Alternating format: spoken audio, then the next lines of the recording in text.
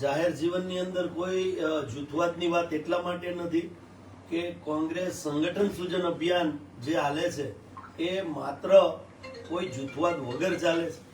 તમે આજના દિવસે મારા ઘરે આવીને વાત આપણે કરીએ છીએ ત્યારે હું આપને કહેવા માંગુ છું કે આજે પણ જે કાર્યાલયની જગ્યા કોંગ્રેસ સંગઠનથી મજબૂત થાય એના માટે ઇન્દ્રનીલભાઈ રાજ્યગુરુએ કાર્યાલય મને સોંપી દીધું છે કે પાર્ટી મજબૂત થાય.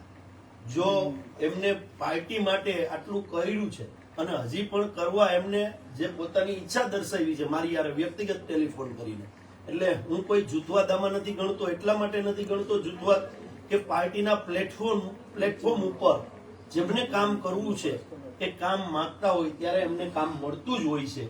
જે કાંઈ અત્યારની નવી નિમણૂકો થઈ છે રાજકોટમાંથી, તો એમને ક્યાંક ઈચ્છા દર્શાવી છે એ લોકોને ક્યાંક એમના પોલિટિકલી કેરિયર પ્રમાણે પ્રાધાન્ય આપવાનો પ્રયત્ન કોંગ્રેસ પરિવારે, પ્રદેશ કોંગ્રેસ પરિવારે કર્યો છે.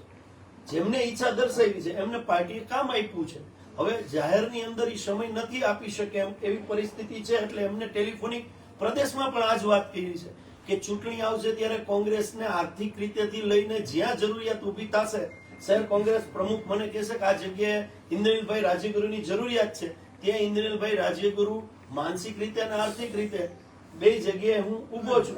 આ જ વાત શહેર કોંગ્રેસના પ્રમુખ તરીકે મારી યારે એમને થઈ છે.